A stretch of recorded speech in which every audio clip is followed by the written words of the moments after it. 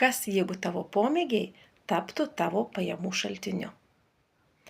Man patiko sveikata. Patiko rūpintis ją. Taip pat ir dalintis savo atradimais su kitais žmonėmis. Tai buvo mano pomėgis. Bet vieną dieną aš supratau, kad tai yra veikla, kuri gali nešti pridėtinę vertę ne tik tai man, bet ir kitiems. Ir štai mano paslaptis. Pirmoji. Tai, kas man natūralu, kitiems gali būti atradimas. Antroji.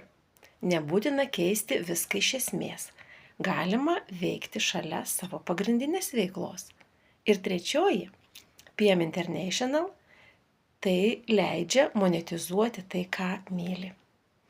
Jeigu ir tavo hobis jau seniai prašosi būti nebe laisvalaikiu, o galbūt ir nešti pridėtinę vertę, nešti naudą, parašyk man tiesioginę žinutę su žodžiais monetizuoti hobį. Aš susisieksiu su tavim ir pasakysiu, kaip tai darau aš.